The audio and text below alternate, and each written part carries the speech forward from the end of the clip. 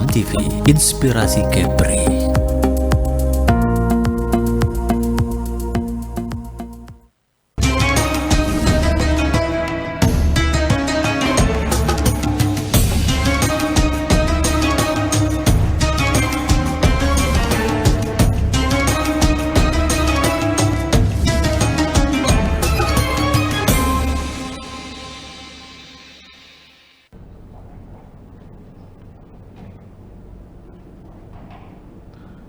Assalamualaikum warahmatullahi wabarakatuh. Alhamdulillahilladzi an'amana bi ni'matil iman wal islam wa faddala bani adama bil ilmi wal amali ila jami'il alam. Allahumma salli wa sallim ala sayyidina Muhammadin khairil anam wa ala alihi wa ashabihi wa durriyatihi ya nabi'al ulumi wal hikam. Subhanaka la ilma lana illa ma'allamtana innaka antal alimul hakim. Sadaqallahul azim wa sadaqa rasulul karim wa nahnu ala dhalika minas syahidin. Para pemirsa Batam TV yang dirahmati Allah, bertemu kembali dalam program Kalam Ilahi bersama saya Haji Lukman Rifai dengan tema pilar-pilar kokohnya bangsa. Para pemirsa yang dirahmati Allah Subhanahu wa taala, alhamdulillah kita bersama-sama saat ini dalam situasi baru saja kita menggelar pemilihan kepala daerah di seluruh Indonesia. Tentu harapan kita bersama-sama apa yang kita laksanakan akan menjadi kokohnya bangsa kita, bangsa yang kita cintai ini. Para pemirsa yang dirahmati Allah Subhanahu wa taala, dalam kitab Duratun Nasihin dikemukakan bahwasanya qiwamud dunya bi arba'ati asya, bahwa kokohnya dunia itu disebabkan karena 4 hal.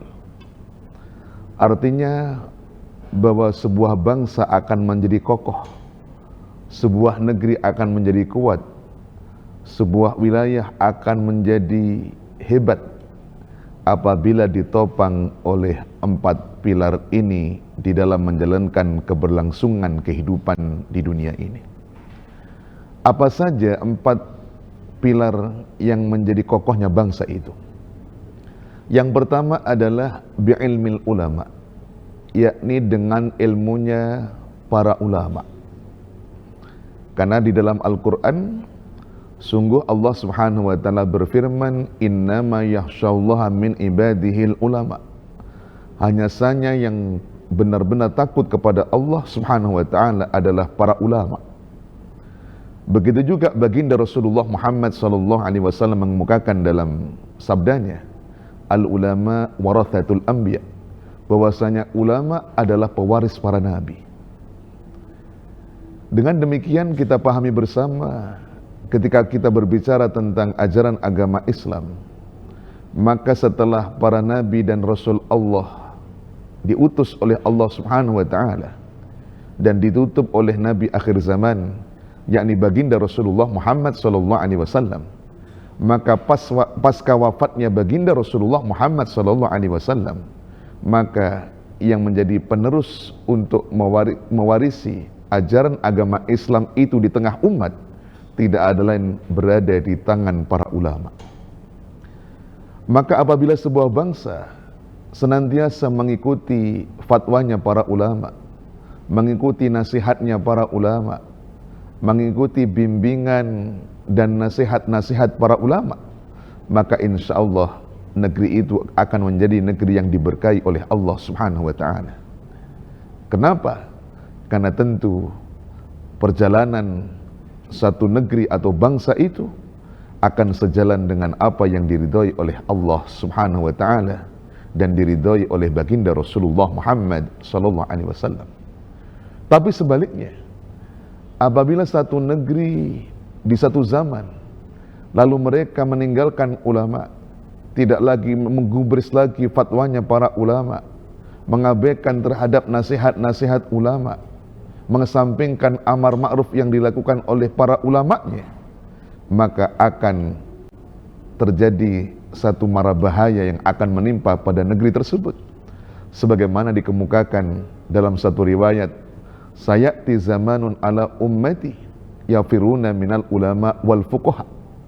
Akan datang satu zaman atas umatku di mana mereka lari meninggalkan ulama dan para fuqaha, orang-orang yang ahli fikih, orang yang ahli agama hukum Islam. Apabila itu terjadi, maka Allah akan menimpakan 3 mara bahaya pada negeri tersebut. Apa saja mara bahaya yang akan ditimbulkan apabila kemudian masyarakat bangsa itu meninggalkan ulama? Pertama yang akan terjadi adalah yarfa'ullahal barakata min kasbihim. Allah subhanahu wa ta'ala akan mencabut keberkahan dari apa yang mereka usahakan. Maknanya, jerih payah yang mereka lakukan, pekerjaan-pekerjaan yang mereka lakukan, usaha-usaha yang mereka upayakan, dihilangkan keberkahan oleh Allah subhanahu wa ta'ala. Dan hal ini, hari ini barangkali kita bisa menyaksikan. Kita ingat bahwa para ulama jauh-jauh hari sudah mengingatkan kepada masyarakat kita, bangsa kita, akan bahayanya perjudian, di mana perjudian dalam bentuk apapun, baik secara offline, secara langsung ataupun secara online, merupakan perkara yang diharamkan oleh agama Allah subhanahu wa ta'ala. Namun demikian tidak sedikit kemudian orang mengabaikan terhadap fatwa ini, mengesampingkan nasihat bahayanya perjudian ini. Maka hari ini, sebagaimana fakta yang disuguhkan ke hadapan kita semua, bahwa di negeri yang kita cintai ini, hari ini sedang dilanda betapa dahsyatnya bahaya judol atau judi online, yang mana di laporan yang telah disampaikan ke hadapan kita semua, yang terlibat perjudian online ternyata bukan hanya pengangguran. Di situ ada pegawai, ada karyawan, ada pengusaha, bahkan ada aparatur negara, bahkan mungkin ada yang profesi beraneka ragam. Dan na'udzubillah min dzalik. Hal ini ternyata sebagaimana yang disampaikan dalam penjelasan riwayat tadi, di mana ketika nasihat ulama diabaikan, maka akan dicabut keberkahan dari negeri itu. Maka kita menyaksikan, tidak sedikit hari ini kita menyaksikan rumah tangga yang kemudian berantakan disebabkan karena terlibat judi online. Begitu juga tidak sedikit orang yang pekerjaannya menjadi berantakan disebabkan karena terlibat judi online. Begitu juga betapa tidak sedikit usaha yang kemudian gulung tikar karena kemudian pemiliknya terlibat judi online. Belum lagi terjadi permusuhan yang luar biasa satu sama lain akibat perjudian. Begitu juga tidak sedikit kemudian aparatur negara yang kemudian dihentikan disebabkan karena terlibat jaringan judi online. Ini salah satu bentuk betapa sekali lagi nasihat para ulama tidak boleh kita abaikan, fatwanya para ulama tidak boleh dikesampingkan, karena apabila itu terjadi, maka sebagaimana riwayat tersebut, Allah akan mencabut keberkahan di tengah-tengah mereka. Kemudian yang kedua, yang akan terjadi adalah yusallitullah alaihim sultanan zaliman. Allah akan mengirimkan satu kuasa di tengah-tengah mereka berupa seorang pemimpin yang zalim. Na'udzubillah min dzalik. Bahwasanya ternyata apabila ulama ditinggalkan, nasihatnya tidak diikuti, lalu orang memperturutkan hawa nafsu keinginannya, menghalalkan segala cara, bisa jadi satu negeri, satu bangsa akan dihadirkan bukan pemimpin yang baik, bukan pemimpin yang adil, bukan pemimpin yang membawa kemakmuran untuk rakyatnya, tapi sebaliknya dihadirkan oleh Allah orang yang punya kekuasaan adalah pemimpin yang zalim. Tentu kita berharap bersama hal itu tidak terjadi di tengah-tengah kehidupan kita. Kemudian yang ketiga, bahayanya kalau satu negeri meninggalkan ulama, maka yang akan terjadi yakhrujuna minad dunya bighairi iman.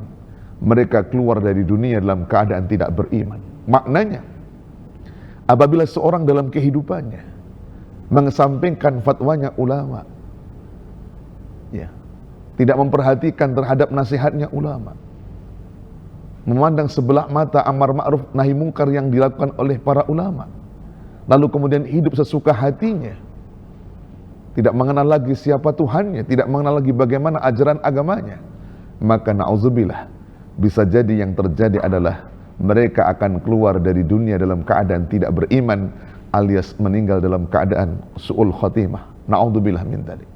Oleh sebab itu, insya Allah, kalau di sebuah negeri, sebuah bangsa, sebuah daerah, termasuk di kota Batam yang kita cintai ini, apabila kita masih mengikuti nasihat para ulama, fatwanya para ulama, bimbingan para ulama kita, maka insya Allah keberkahan akan dihadirkan dan sebuah negeri, sebuah bangsa, sebuah wilayah akan menjadi kokoh disebabkan karena memperhatikan terhadap ilmunya para ulama.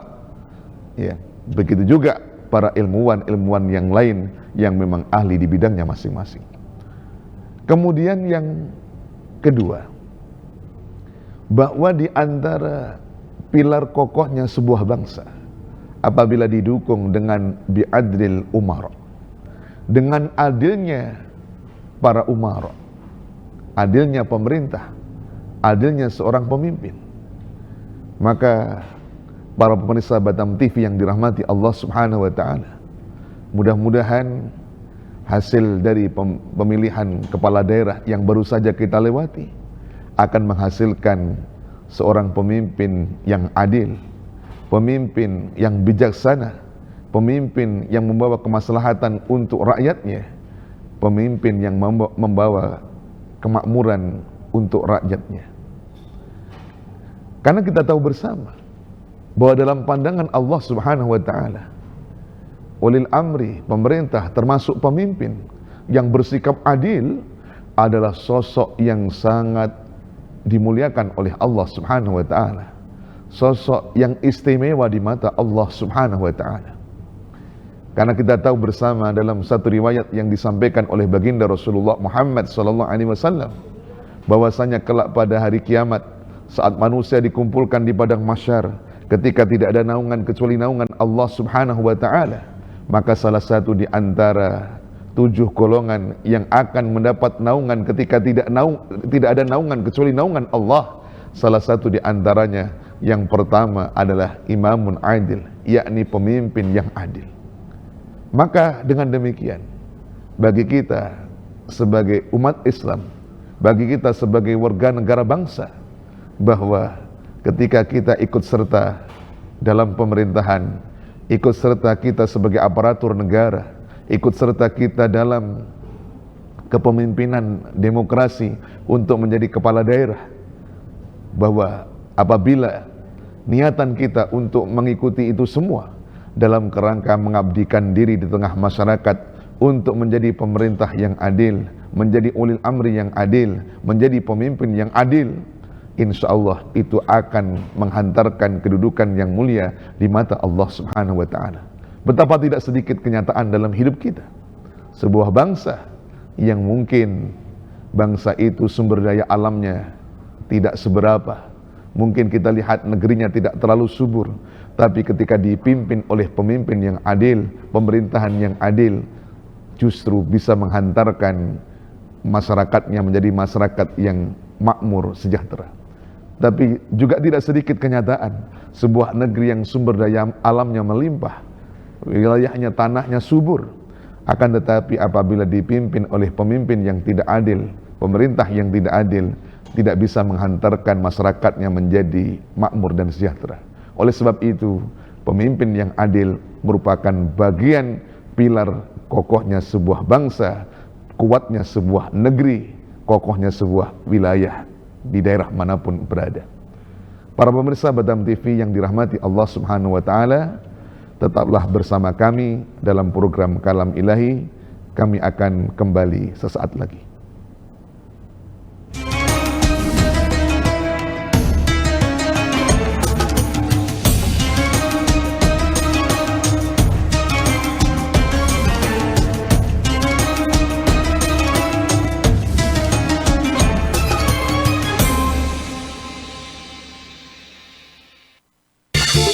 menyuguhkan pesona alam yang memukau, petualangan seru, dan kuliner lezat yang hanya ada di Batam. Dari aktivitas air yang mendebarkan, hingga destinasi wisata yang memanjakan mata, Batam punya semuanya. Jelajahi ikon-ikon kota yang mempesona dan rasakan kehangatan budaya lokal. Dan jangan lewatkan sajian kuliner Batam yang menggugah selera, dari seafood segar hingga hidangan tradisional yang autentik. Belanja puas di pusat perbelanjaan modern yang lengkap dan nyaman. Batam, destinasi sempurna untuk liburan yang tak terlupakan. Tayang setiap hari hanya di Batam Televisi. Amazing Batam, enjoy the new city.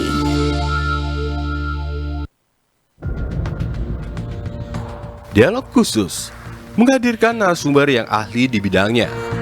Wisatawan Malaysia yang non orang Johor juga salah satu tujuannya Johor ini. Dinas Pariwisata Kabupaten Karimun itu mempunyai target.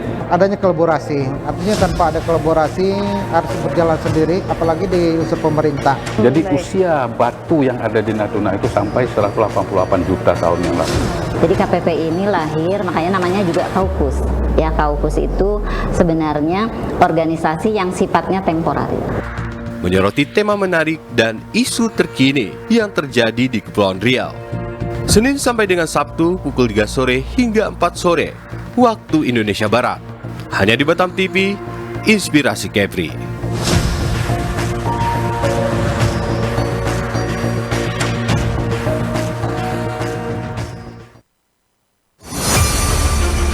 Expose Kepri. Program ini dirancang untuk memberikan sorotan khusus pada berita dan informasi dari berbagai sektor.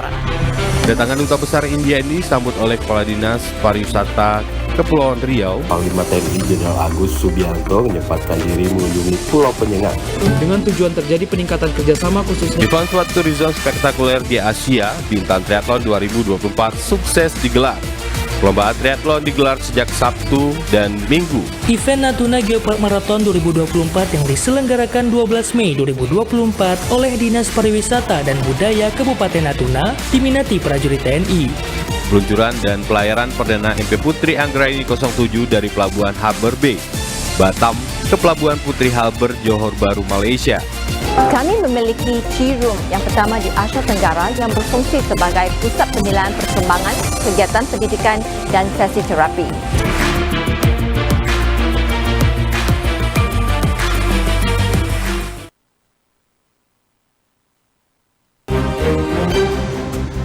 Saat ini masalah kesehatan jiwa semakin mendapatkan perhatian dunia. Catatan redaksi, program dialog informatif yang menghadirkan narasumber untuk membahas isu terkini, memberikan pemahaman mendalam dan perspektif beragam mengenai peristiwa dan perkembangan terbaru di sekitar Batam dan Kepulauan Riau. Catatan redaksi hadir setiap Kamis pukul 14 waktu Indonesia Barat, hanya di Batam TV, Inspirasi Kepri.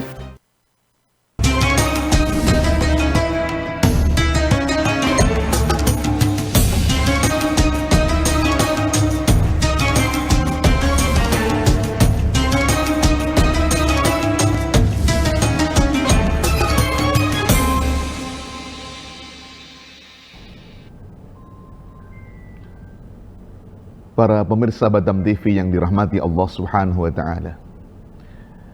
Kemudian yang ketiga, bahwasanya di antara pilar kokohnya sebuah bangsa, sebuah negeri atau sebuah wilayah adalah bisa khawatil agniya, yakni dengan kedermawanan orang-orang kaya. Hal ini mengandung makna kehadapan kita semua, bahwasanya dalam perspektif Islam, ekonomi juga menempati persoalan yang sangat penting untuk tegaknya sebuah bangsa, kokohnya sebuah negeri.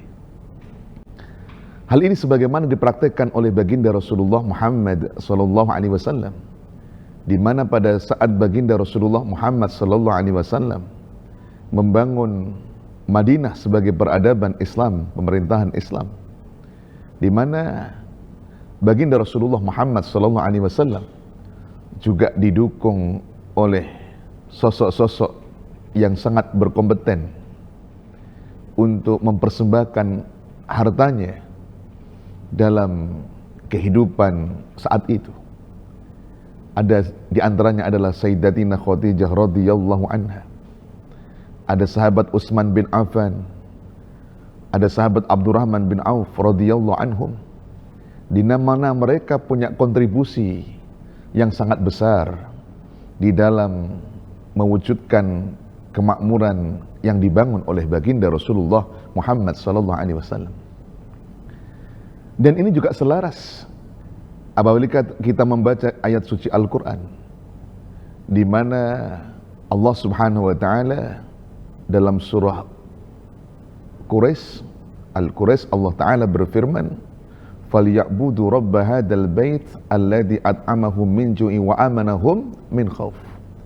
Maka sembahlah Tuhan dari Baitullah ini yang telah memberikan keamanan kepada mereka dari ketakutan dan memberikan kenyang dari kelaparan.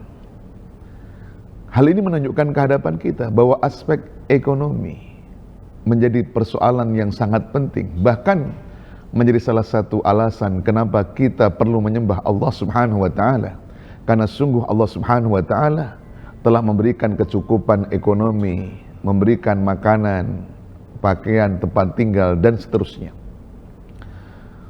Dan ini juga diperkuat betapa baginda Rasulullah Muhammad SAW mengajarkan kehadapan kita apabila kita belajar tentang persoalan ekonomi dalam Islam yang hari ini kita kenal dengan istilah ekonomi syariah, di mana kita dikenalkan berbagai macam bentuk transaksi-transaksi yang itu merupakan bagian dari kegiatan ekonomi yang telah diatur di dalam Islam dan telah dicontohkan oleh baginda Rasulullah Muhammad sallallahu alaihi wasallam, di mana transaksi ekonomi dalam Islam kita dikenalkan ada namanya jual beli atau al-bai'.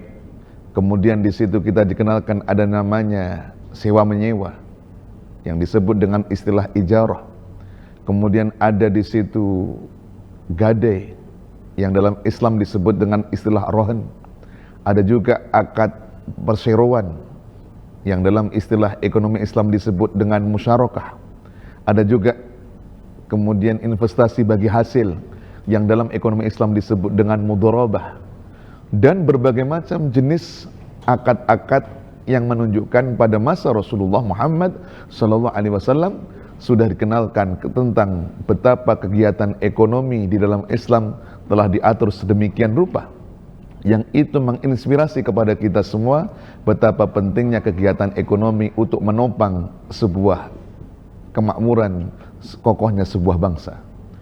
Oleh karena itu, kita juga mengenal dalam Islam ada sumber-sumber yang menjadi keuangan dalam Islam. Kita kenal ada infak, ada sedekah, ada wakaf, ada jizyah, dan berbagai macam bentuk sumber-sumber ekonomi yang lainnya. Oleh karena itu, kegiatan ekonomi dengan hadirnya para investor, hadirnya pengusaha, hadirnya entrepreneur, begitu juga para pekerja, dan seterusnya, adalah satu modal besar untuk kokohnya sebuah bangsa. Artinya, apabila sebuah bangsa ingin kokoh, maka kegiatan-kegiatan ekonomi yang bisa mendatangkan investasi, mendatangkan kegiatan-kegiatan usaha, baik formal ataupun di sektor non-formal, penting untuk bersama dihidupkan. Karena bagaimanapun kegiatan ekonomi sekali lagi sangat penting untuk menggerakkan laju sebuah bangsa, untuk menopang kokohnya sebuah bangsa. Para pemirsa Batam TV yang dirahmati Allah Subhanahu wa Ta'ala, kemudian yang terakhir, bahwa pilar kokohnya sebuah bangsa adalah bidu'ail fuqara, dengan doanya orang-orang fakir. Artinya, kokohnya sebuah bangsa juga membutuhkan di hadapan kita semua, yakni doa dan dukungan rakyat jelata. Oleh karena itu, sehebat apapun pemimpinnya, sehebat apapun sumber daya alamnya, sebuah bangsa bisa jadi tidak banyak bisa bermanfaat menggerakkan kemakmuran apabila tidak dapat dukungan dari masyarakat rakyatnya, apabila tidak ada persatuan dan kesatuan di tengah-tengah kehidupannya, apabila tidak ada rasa persaudaraan sesama anak bangsa, maka hal tersebut tidak akan banyak berarti untuk kokohnya sebuah bangsa. Oleh sebab itu kita juga bersyukur di kota Batam yang kita cintai pada khususnya, dan di negeri Indonesia pada umumnya, walaupun kita beraneka ragam suku bangsa, aneka ragam budaya, aneka ragam adat istiadat, alhamdulillah dengan segala kelebihan dan kekurangan, kita bersama-sama bisa menjaga persatuan dan kesatuan di antara kita semua. Bahkan di negeri yang kita cintai, di kota Batam yang kita cintai, ada beraneka ragam agama yang dianut di sini, tapi alhamdulillah kita bersama-sama juga patut bersyukur karena kota Batam atau Provinsi Kepulauan Riau di tahun yang lalu kita pernah mendapat anugerah sebagai daerah yang menempati poin pertama atau juara pertama Indeks Kerukunan Umat Beragama. Ini tentu kita bersama-sama kita syukuri sebagai bentuk modal kekuatan kita, dukungan masyarakat dalam membangun kota Batam dan bangsa yang kita cintai. Begitu juga di samping dukungan, kita bersama-sama tentu membutuhkan doa di antara seluruh elemen masyarakat kita. Karena kita tidak boleh mengabaikan tentang persoalan doa ini, ya. Karena kita melihat banyak negeri-negeri yang makmur, banyak negeri-negeri yang kita anggap maju sejahtera, di antara negeri-negeri Islam yang berakidah Ahlussunnah wal Jamaah. Kita menyaksikan di sana betapa mereka, baik pemimpinnya, ulamanya, umaroknya, termasuk masyarakatnya, tidak pernah berhenti untuk mendoakan dengan doa-doa yang terbaik untuk negeri yang dicintainya. Kita bisa melihat beberapa negeri-negeri yang mungkin pernah kita kunjungi di saat mereka melaksanakan sholat Jumat atau sholat-sholat yang lainnya, menengadahkan tangan berdoa ke hadapan Allah Subhanahu wa Ta'ala untuk kebaikan negerinya. Ya, salah satu di antara redaksi doa yang mungkin ada riwayat yang kita dengarkan, di antaranya seperti doa Allahumma aminna fi awtanina. Ya Allah, anugerahkan keamanan pada negeri kami. Wa aslih a'immatana wa wulata umurina. Berikanlah perbaikan terhadap pemimpin dan ulil amri kami. Waj'al wilayatana liman khafaka wattaqaka waridhak. Dan jadikanlah kekuasaan atas negeri kami pada orang-orang yang beriman, bertakwa dan takut kepadamu, ya Allah Subhanahu wa Ta'ala. Ini salah satu di antara redaksi doa yang kita panjatkan untuk kebaikan negeri yang kita cintai ini. Karena sekali lagi, doa dalam perspektif Islam tidak boleh kita anggap remeh, karena doa itu merupakan salah satu senjata kita sebagai umat Islam untuk menggapai harapan yang kita cita-citakan. Salah satunya, kalau negeri kita ingin kokoh, negeri kita ingin kuat, salah satunya adalah ya, kita berharap seluruh elemen masyarakat memberikan doa yang terbaik untuk negeri yang kita cintai. Bukanlah sebaliknya, justru mendoakan dengan doa-doa yang buruk untuk negeri yang dicintainya. Tentu ini bukan satu hal yang bijak, bukan satu hal yang baik untuk kita semua. Para pemirsa Batam TV yang dirahmati Allah Subhanahu wa Ta'ala, insya Allah kalau masyarakat bersatu padu, masyarakat menjaga persatuan dan kesatuan antara ulama, umarok dan umat senantiasa rukun, maka insya Allah akan bisa menopang demi terwujudnya kokohnya sebuah bangsa, ya, tegaknya sebuah negeri dalam kehidupan kita. Inilah di antara 4 pilar utama yang akan bisa mewujudkan kokohnya sebuah bangsa. Yang pertama, kita membutuhkan bangsa yang berpegang teguh pada ilmunya para ulama. Yang kedua, dengan adilnya para pemimpin. Yang ketiga, dengan kedermawanan atau kepedulian orang-orang kaya atau pelaku-pelaku ekonomi. Dan yang keempat, dengan doa dan dukungan masyarakat secara umum. Mudah-mudahan sekali lagi kota Batam yang kita cintai dan bangsa Indonesia pada umumnya yang kita cintai oleh Allah dijadikan sebuah negeri yang kokoh, yang kuat, yang bisa mewujudkan kemakmuran di tengah kehidupan kita. Demikian, terima kasih atas kebersamaan pemirsa Batam TV yang dirahmati Allah Subhanahu wa Ta'ala. dalam program Kalam Ilahi. Kalau pepaya sudah dibelah, tibalah saatnya untuk dimakan. Jika ada kata yang salah, sudilah kiranya untuk dimaafkan. Kalau pedang melukai tubuh, ada harapan untuk sembuh. Kalau kata-kata melukai hati, kemana obat hendak dicari kecuali permintaan maaf dari saya, Lukman Rifai. Sampai bertemu. Wallahu muwafiq ila aqwamit thoriq. Terima kasih atas segala perhatian, mohon maaf atas segala kekhilafan. Wa afu minkum. Assalamualaikum warahmatullahi wabarakatuh.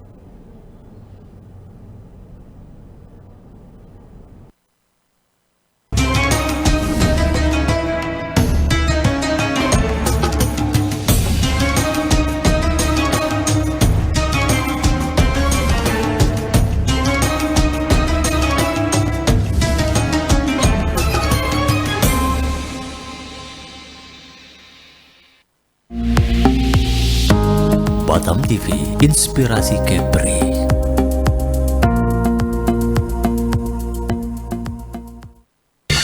Temukan pesona alam yang